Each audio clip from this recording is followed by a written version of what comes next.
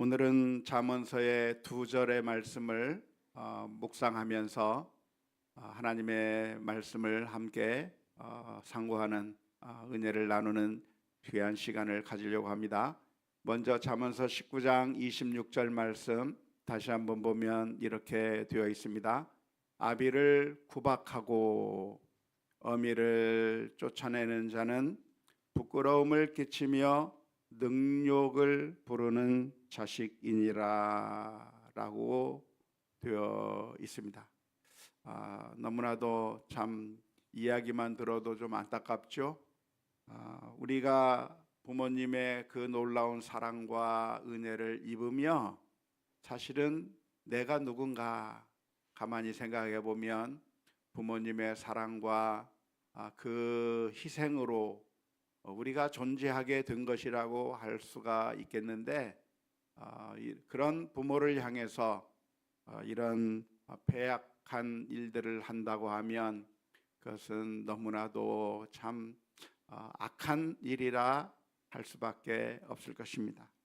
하나님께서는 10계명 가운데서 제5계명으로 내 부모를 공경하라 그렇게 가르쳐 주고 있는데요, 하나님께서 우리들에게 이렇게 명령하시는 이유가 있다고 하면 무엇이라고 했습니까? 하나님께서 왜 우리들에게 이런 계명을 주시는 것이죠? 그것은 바로 우리들의 유익을 위해서 이런 계명을 주신다고 할 수가 있겠습니다.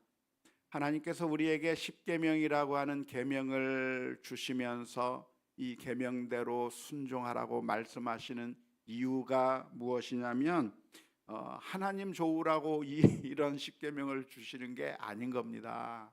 우리를 착취하고 우리를 힘들게 만들고 우리를 골탕 먹이기 위해서 이런 계명을 만들어서 우리를 힘들게 만드는 것이 아닌 것이죠. 하나님께서 이런 계명을 우리에게 주시는 이유가 있다고 한다면 우리가 복되고 우리의 삶이 행복해지기를 원하시기 때문에 하나님께서 이런 계명의 말씀들을 해주신 거라고 하는 것을 우리가 분명하게 인식해야 할 것입니다.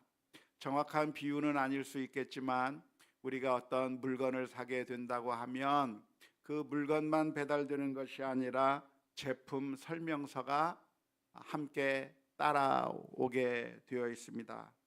요즘 어떤 제품들을 구매하셨습니까? 전기 청소기를 구매하셨습니까? 식기세척기를 구매하셨습니까? 아무튼 뭔가 구매하게 된다고 하면 항상 따라오는 것이 제품 설명서입니다. 그 제품 설명서를 같이 보내주는 이유가 무엇일까요? 그것은 그 제품을 가장 잘 활용할 수 있도록 만들어 주기 위해서인 겁니다. 우리를 괴롭게 하기 위해서 그런 제품 설명서가 따라오는 것이 아니라 그 제품을 가장 잘 사용하게 만들기 위해서 제품 설명서가 따라오는 것이죠. 그런데 그것을 따라하지 못하게 되면 어떻게 됩니까? 핸드폰 같이 되는 것이죠. 최신 기종 핸드폰이라고 하는데 아무런 기능도 모르고 아무런 새로운 기능들도 사용할 줄 몰라서 옛날 전화나 똑같아요. 그냥 전화하고 카톡하고 끝, 유튜브하고 끝. 그거 말고도 얼마나 많은 기능들이 있는데, 최첨단 기능들이 얼마나 많이 있는데 그런 제품 설명서를 우리가 다 알지도 못하고 이해하지도 못하고 따라하지도 못하게 될 때 그 고가의 제품들이 우리들에게 별로 유익하지 않는 그런 것과 마찬가지라고 하겠습니다.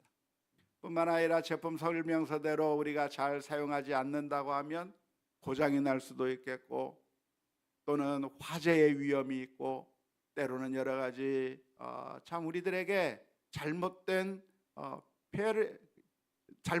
일을 끼치게 되는 그런 결과를 가져오게 된다고 하는 것이죠. 십계명은 그런 의미에서 우리 인생의 사용 설명서라고 말할 수가 있을 겁니다. 그 가운데서 하나님께서 우리에게 들려주시는 말씀이 무엇이냐면 너희 부모를 공경하라 말씀하고 있는데, 공경하는 것이 우리들을 힘들게 만들기 위해서 공경하라고 하는 것인가요? 아니요. 그게 우리가 행복한 길이에요. 그게 우리가 좋은 삶을 살 수 있는 길이 되는 거예요. 우리가 부모를 사랑하고 공경하는 것이 정말 우리들에게 유익하다고 하는 사실을 우리가 분명하게 기억해야 될 줄로 믿습니다. 보니까 부모님들이 다 돌아가셨네요. 대부분. 자, 우리는 어떻게 부모님을 공경할 수 있겠는가? 첫 번째는 순종해야 하는 것이죠. 순종해야 합니다. 성경이 우리들에게 가르치고 있는 교훈이 무엇인가? 부모를 어떻게 공경해야 되는가?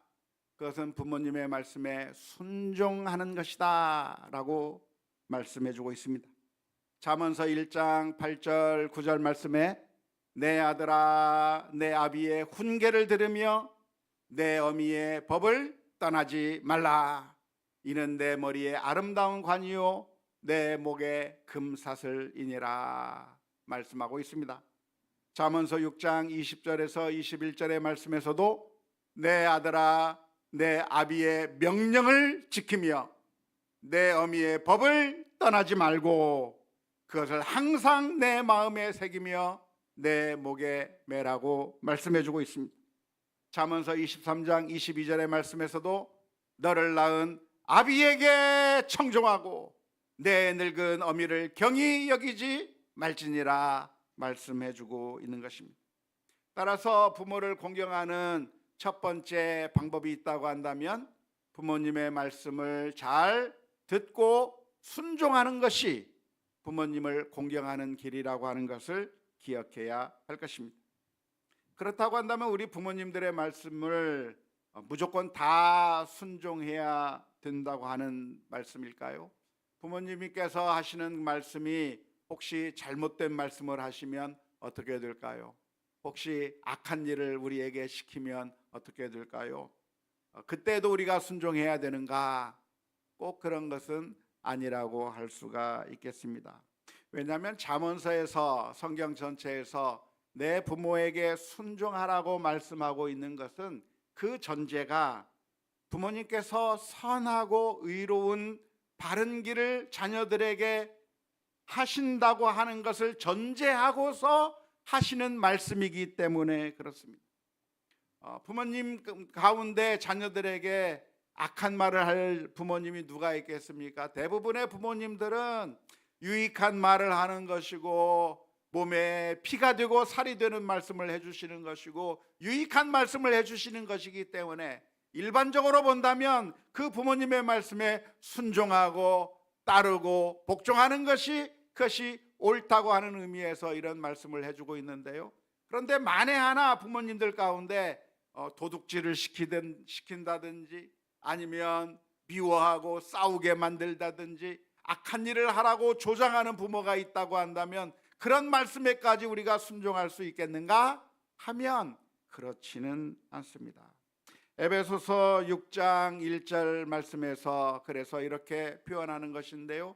자녀들아 어디 안에서 순종하라? 주 안에서 너희 부모에게 순종하라고 말씀하고 있습니다. 이것이 옳다고 말씀하고 있는 것이죠.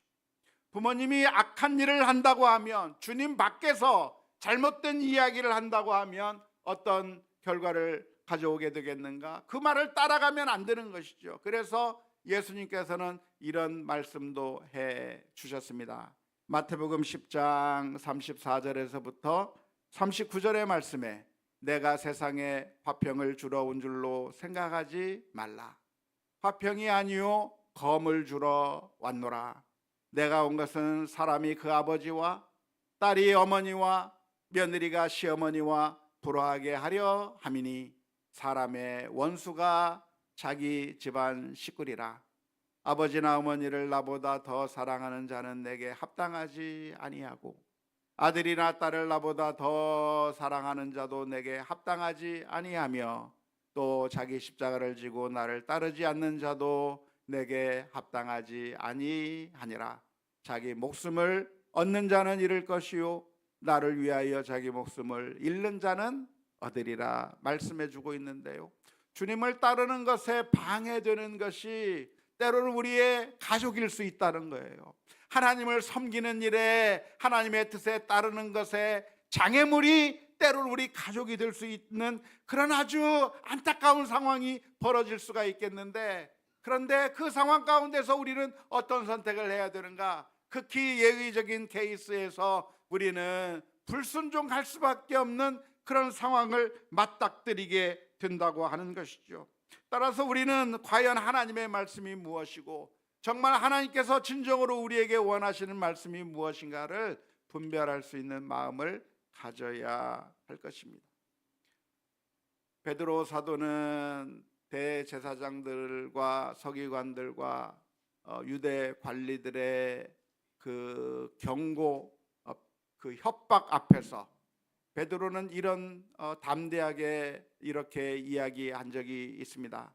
사도행전 4장 19절의 말씀에 베드로와 요한이 대답하여 이르되 하나님 앞에서 너희의 말을 듣는 것이 하나님의 말씀을 듣는 것보다 옳은가 판단하라 라고 베드로와 요한이 강하게 이야기를 했는데요.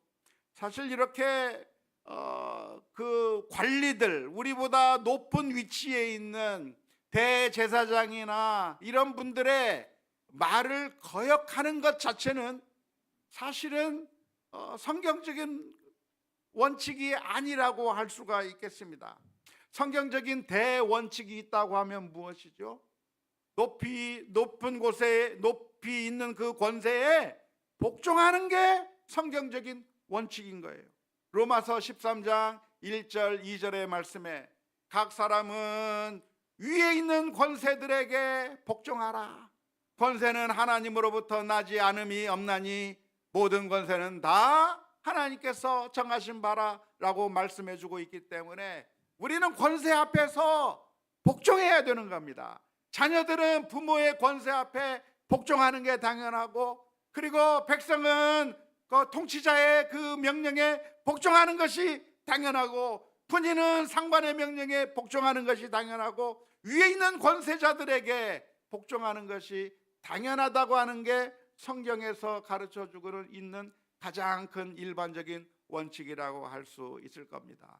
그래서 베드로와 요한도 위에 있는 권세자들을 보면서 그 말에 순종해야 됐고, 당연히 그 권세 있는 자들에게 내가 복종하는 것이 당연하다 하겠지만, 그러나 순종하지 못하는 경우가 있었던 거예요. 베드로와 요한이 예수님의 이름으로 전하지 말라고 하는 그 말에 대해서 그 말만큼은 순종할 수가 없다. 내가 하나님 앞에서 너희들의 말을 듣는 것이 옳은가 생각해봐라.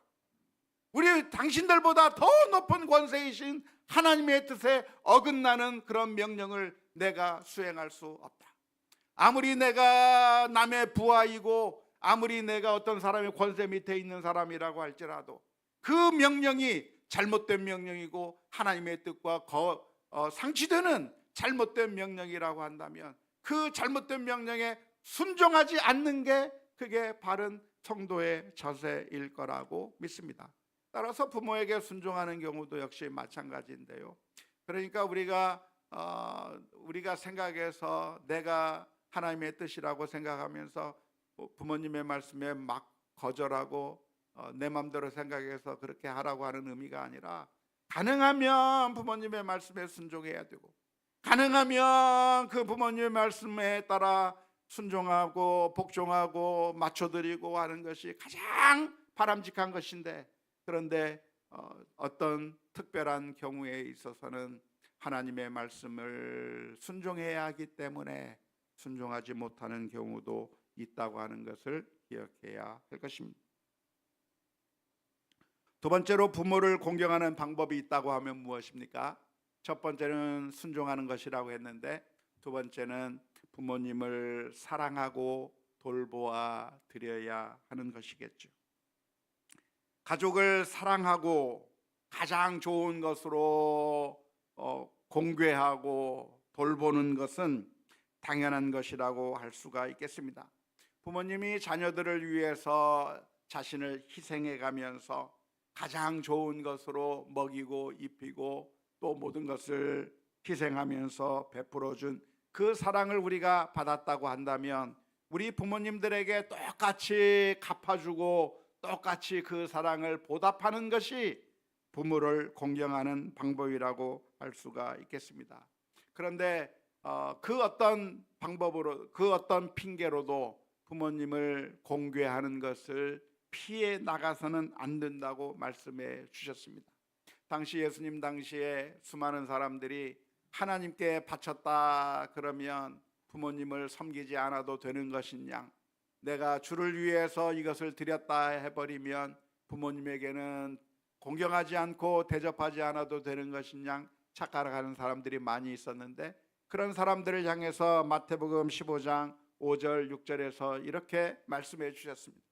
너희는 이르되 누구든지 아버지에게나 어머니에게 말하기를 내가 부모님에게 드려서 유익하게 할 것이 하나님께 드림이 되었다고 하기만 하면 그 부모를 공경할 것이 없다 하여 너희의 전통으로 하나님의 말씀을 폐하는도다 하면서 강하게 책망했던 것입니다.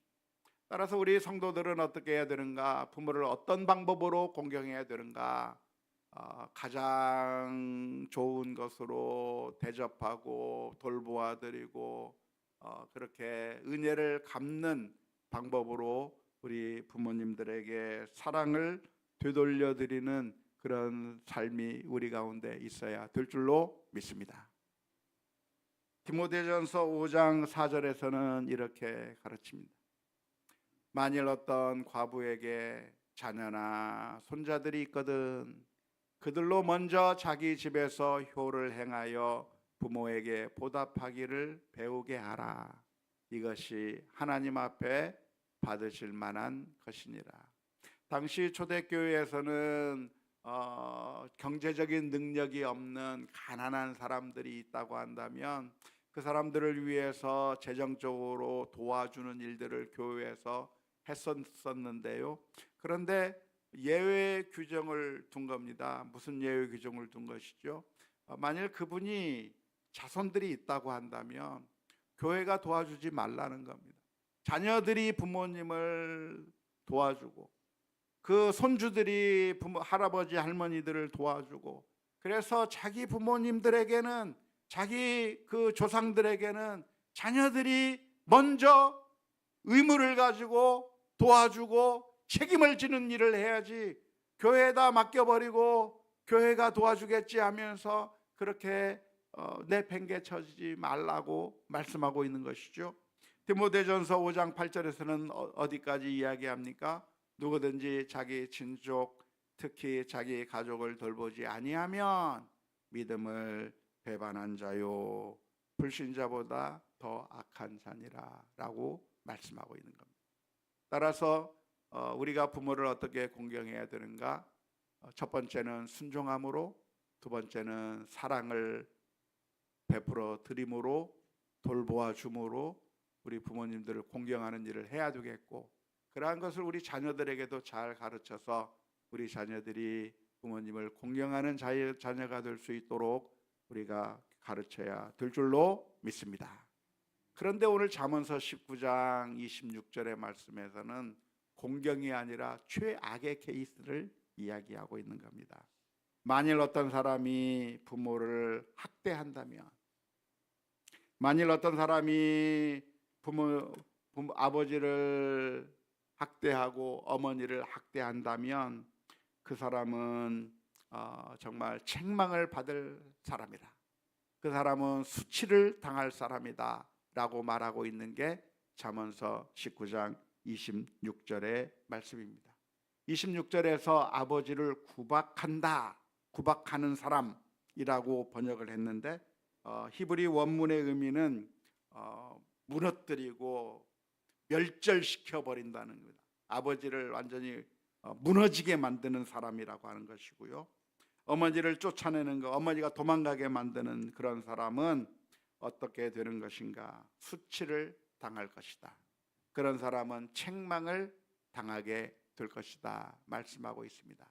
이 잠언서 19장 26절의 말씀을 이해하기 위해서는 그 당시 이스라엘 민족이 어떻게 살고 있었는가를 이해할 필요가 있어요. 그 예전에 사람들은 어떻게 살았냐면은 한 마을 공동체 가운데서 살았는데 그 마을 공동체에 전부 일가 친척들이 다 모여 사는 겁니다. 우리나라도 보면 집성촌들이 좀 있는데 유대 사회는 어떤 사회였냐면 한 마을에 할아버지, 할머니, 뭐 삼촌, 뭐 이모 뭐 해가지고 그 마을 전체가 다 일가 친척들이 모여 살고 있는 하나의 시족 공동체처럼 그렇게 살고 있는 엄청 큰 대가족처럼 살고 있었던 것이죠. 그런데 만일 그 동네에서 어떤 사람이 나쁜 짓을 하게 되면 그것이 한 가정의 문제가 아니라 그 마을 전체의 문제가 되는 겁니다. 그래서 그 마을의 어르신이라고 할 수 있는 할아버지나 이런 분들이 장로라고 할 수 있을 건데요. 교회에서 말하고 있는 이 장로의 그 기원이 바로 그런 시족 공동체에서의 할아버지와 같은 역할, 이런 역할이라고 할 수 있겠는데, 그런 연장자들이 그 마을에 있는 자녀들이 잘못하는 것을 보게 되면 수치를 당하게 되는 것이고, 그리고 책망을 당하게 될 것이다 라고 하는 것을 오늘 잠언서에서 기록하고 있습니다. 하지만 우리가 부모를 공경하는 것이 수치당하기 위해서가 아니라 그냥 책망받지 않기 위해서 할 것이 아니라, 사실은 우리 부모님이 얼마나 우리를 사랑했는가. 이 세상에서 나를 제일 많이 사랑한 사람이 누구예요? 우리 부모님이에요. 다른 사람이 아니라 우리 부모님이 나를 가장 사랑해 주셨기 때문에 그 부모님을 사랑으로 돌보고 아끼는 그런 믿음의 공동체가 되어야 될 줄로 믿습니다. 두 번째 절이죠. 잠언서 19장 27절 말씀. 내 아들아, 지식의 말씀에서 떠나게 하는 교훈을 듣지 말지니라 라고 표현하고 있는데요. 여기서 듣지 말지니라 라고 말씀하고 있는데, 히브리어 원문으로 보면 듣는 것을 그쳐라 라고 하는 표현으로 되어 있습니다. 그 말은 무슨 이야기입니까? 지금 우리들의 삶 가운데서 계속 잘못된 교훈들이 계속 들리고 있다고 하는 상황을 가정하고서 말하는 겁니다. 그런 소리가 들리지 않도록, 거기에 귀를 기울이지 않도록 우리가 더 이상 듣지만 의지적으로, 의도적으로 듣지 않아야 한다고 말씀하고 있는데요. 뿐만 아니라 지식의 말씀에서 떠나게 하는 교훈이라고 번역을 해놨는데, 사실 이 교훈이라고 하는 말의 의미가 무엇이냐면 히브리어 원문의 의미는 훈련, 징계 이런 것을 의미합니다. 어떤 사람을 잘 훈련시켜서 그래서 훌륭한 선수가 되게 만들려고 하면 무엇을 하죠? 훈련을 시키는 거죠. 어떤 사람이 잘못하게 되면 책망을 하기도 하고, 잘하면 칭찬을 하기도 하고 하면서 바른 길로 가도록 그렇게 훈련을 시키고 단련을 시키고 하는 것과 마찬가지로 우리가 잘못된 길로 가게 만드는 그런 나쁜 말도 우리를 향해서 계속해서 훈련을 시키고 있다고 하는 것을 이 잠언서 19장 27절의 말씀에서 주목해 볼 필요가 있습니다. 우리가 선한 길로 가게 하기 위해서 사람들을 훈련시키잖아요. 교회의 그 당회의 역할도 그런 의미가 있을 것인데, 당회의 역할이 무엇이냐면 잘못한 사람이 있으면 징계하기도 하고 책망하기도 하고 또 잘하면 칭찬하기도 하고 하면서 선한 일을 하도록 그렇게 격려하는 역할, 훈련시키는 역할을 하는 게 당회의 역할이라고 한다면 할 수가 있겠고, 그런 일들을 통해서 우리는 영적으로 점점 성숙해져 나가는 것이죠. 우리는 어떻게 영적으로 성숙해져 나가는가? 그냥 가만히 내버려두면 영적으로 성숙해져 나갈 수가 없는 겁니다. 만일 우리가 잘못하고 있으면 어떻게 해야 돼요? 혼내야 돼요. 왜 잘못했느냐고 혼내고 강하게 책망하고 해야 깜짝 놀라서 내가 잘못했구나 하면서 다시는 잘못하지 않겠다고 하는 조심조심하면서 발전하게 되는 것이죠. 누군가 정말 지치고 쓰러지려고 하면 어떻게 해야 됩니까? 잘하라고 격려하고 하면서 자꾸 훈련을 시켜야 되는 것이죠. 이런 걸 통해서 책망을 통해서 격려를 통해서 훈련을 통해서 이런 걸 통해서 영적으로 점점 성숙해져 나갈 수 있도록 만들어주는 것과 마찬가지로 오늘 잠언서 19장 27절에서 할 수 있는 말씀이 무엇이냐면 지식의 말씀에서 떠나게 하는 훈련이 있는데 그런 단련이 있는데 그것에 귀를 기울이지 마라. 귀 기울이는 것을 중단해 버려라 라고 표현하고 있습니다. 당근과 채찍을 써서 우리가 무엇인가를 잘할 수 있게 만드는 것과 마찬가지로 악이 우리를 넘어뜨리는 방법도 무엇이냐면 당근과 채찍을 통해서 우리를 넘어뜨리는, 우리가 악한 생각을 하면 악한 자가 우리들의 마음 가운데 당근을 주는 겁니다. 우리가 믿음으로 살려고 하면 악한 자가 우리를 힘들게 만드는 거예요. 그래서 그런 당근과 채찍을 통해서 우리를 단련시키고 훈련시켜서 내가 선하게 살고 의롭게 사는 것이 아니라 그냥 악한 길을 따라가면서 사는 게 좋겠다라고 가게 만드는 일들이 우리들 가운데 있게 될 텐데 거기에 귀를 기울이지 말라. 지식의 말씀에서 떠나게 하는 교훈을 듣지 말라. 27절에서 가르쳐주고 있습니다. 우리는 늘 넘어지죠.